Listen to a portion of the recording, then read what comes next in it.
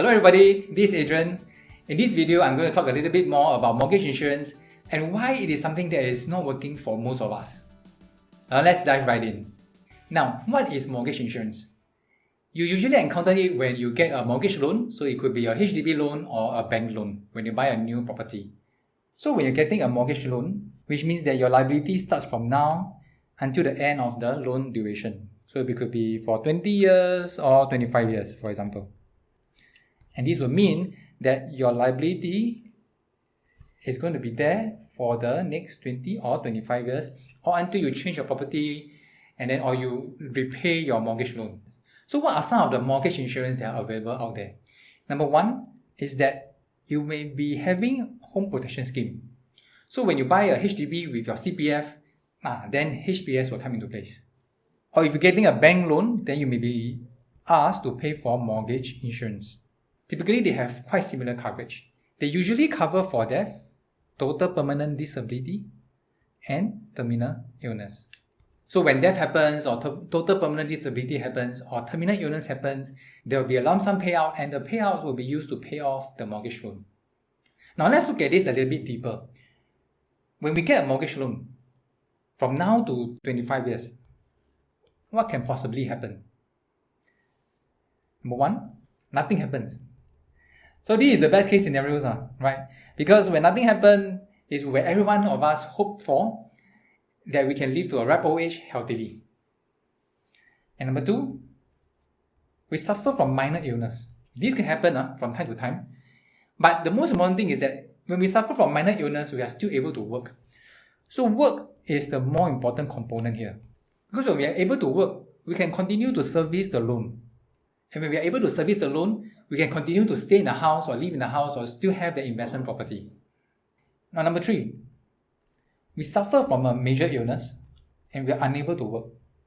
Now, this may potentially be an issue because when we are unable to work, we are unable to service our loan.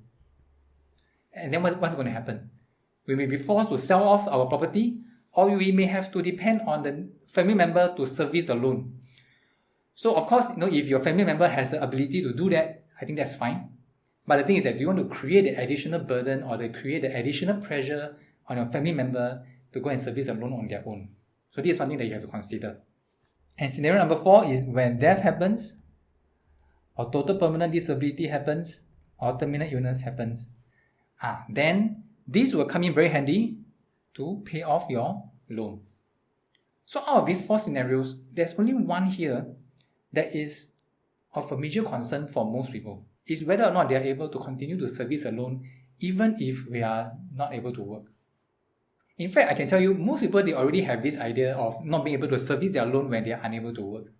But it's usually in the context of retrenchment or unemployment. And some of us have the misperception that our hospitalization plan will be able to cover for everything. Now, our hospitalization plan can cover for medical bills, but your living expenses, your income replacement cannot be covered by your hospital plan. So this is something that you have to take into consideration when you are trying to plan your mortgage insurance. But of course, for some of us, you may be forced to buy the HPS or the mortgage insurance and you don't really want to do it. So in that aspect, I think it's perfectly fine for you to not consider this. But if you're getting a mortgage insurance or you're getting HPS because of the fact that you wanted a better life for your next of kin, then not covering for this particular scenario may have a bit of disconnect. What do you mean by this? But if you look at it from a different perspective, when death happens, total permanent disability happens, or terminal illness happens, we have a lump sum payout to cover the mortgage loan.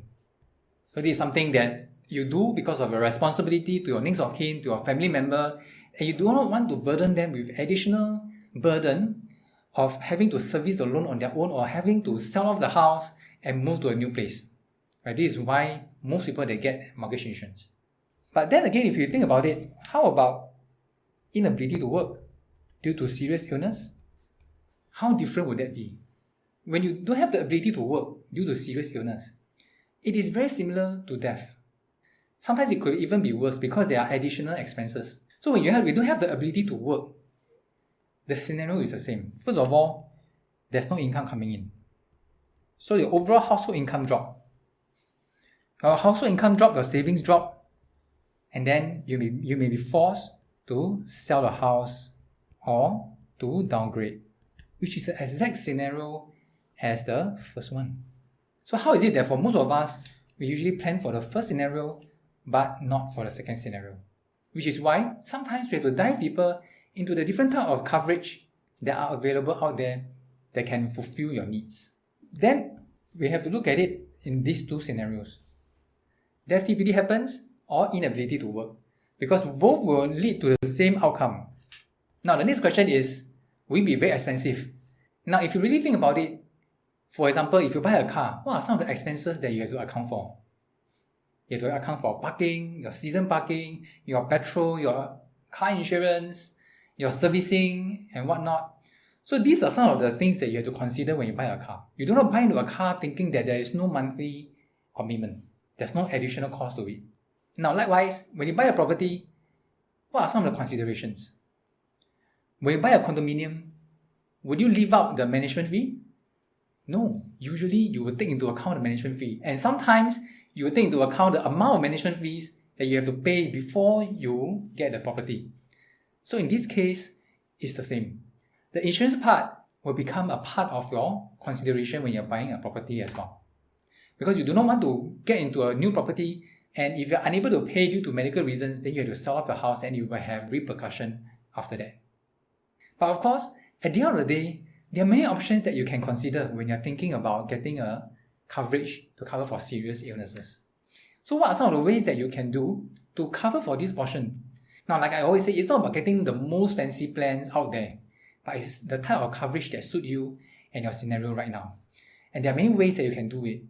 Number one, I would highly recommend that you take into account your existing coverage. So this can work for some people, this may not work for others.